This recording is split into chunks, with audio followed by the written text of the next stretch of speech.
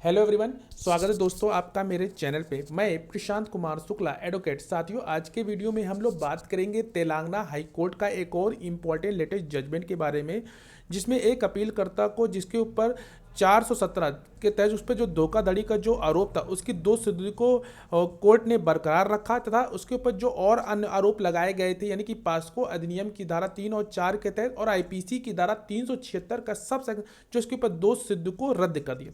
आइए जानते हैं इस पूरे इंपॉर्टेंट जजमेंट को।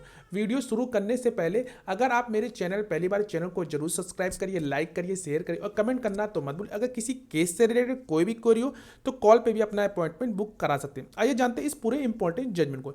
जो ये जजमेंट है, सबसे पहले जानते हैं इसका पूरा मामला यह था कि जो पीड़िता है वो अपीलकर्ता से परिचित हुई और वह उसी गांव की निवासी है और वह उससे प्यार करती थी, उसने शादी करना चाहती थी और कोर्ट ने यह भी कहा अपीलकर्ता के साथ उसका रिलेशनशिप भी था। हालांकि यह जबरन था। जब वह इंटरमीडिएट यानी कि द्वितीय वर्ष में परीक्षा दे रही थी तो अपीलकर्ता परीक्षा केंद्र पर जाता था और परीक्षा लिखने के बाद उसे बेकरी के दुकान और मंदिर ले जाया करता था और वे वन क्षेत्र में जाते थे और वहाँ पे अपीलकर्ता से उसे रिलेशनशिप बनाने की भी कोशिश की। तो ये एक छोटा एक इम्पॉर्टेंट जो फैक्ट था वो इस केस में था।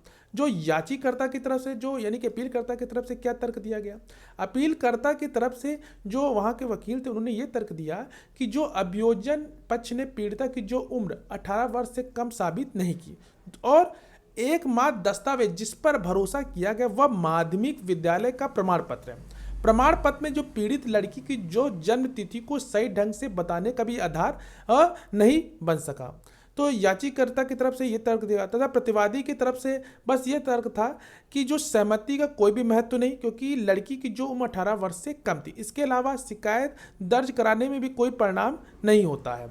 जो कोर्ट का कंक्लूजन था वो क्या था इस केस में, जो न्यायालय का था। आइए जानते हैं न्यायालय का जो ये तर्क था कि पीड़िता यानी कि लड़की के अनुसार जब वह अपीलकर्ता के साथ बेकरी की दुकान, मंदिर और वन क्षेत्र में जाती थी तो यानी कि जो घटना थी वो रविवार का था, यानी कि जो 2019 का जो दिन था वो रविवार का था और जब माता पिता घर पे नहीं थे तो अपीलकर्ता कथित तौर पे घर गया, जहां PW1 के जो माता पिता की अनुपस्थिति ने अपीलकर्ता को अपने घर में आने की भी अनुमति दी। एक इंपॉर्टेंट बात ये आई।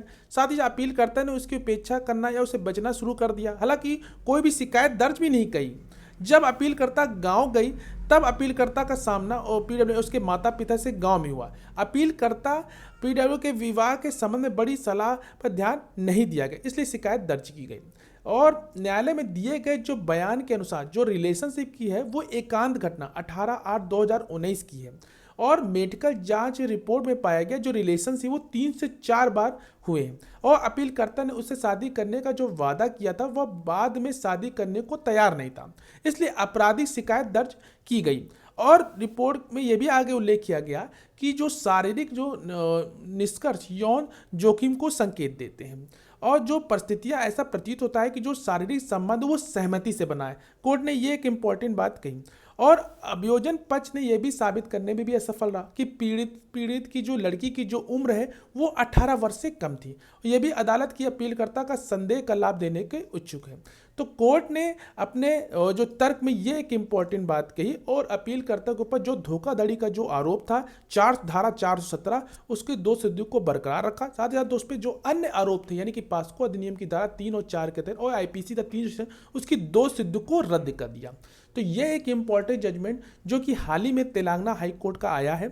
अगर आपको जजमेंट पढ़ना है तो इसका केस टाइटल मैं डिस्क्रिप्शन बॉक्स में दे दूंगा, आप वहां जाकर इसको पढ़िएगा, समझिए। अगर कोई भी क्वेरी तो कमेंट बॉक्स में पूछिएगा और अगर आपको किसी केस से रिलेटेड कोई भी क्वेरी हो तो कॉल पे भी अपना अपॉइंटमेंट बुक करा सकते हैं। मिलते हैं एक next video next judgment series के साथ, तब तक के लिए धन्यवाद।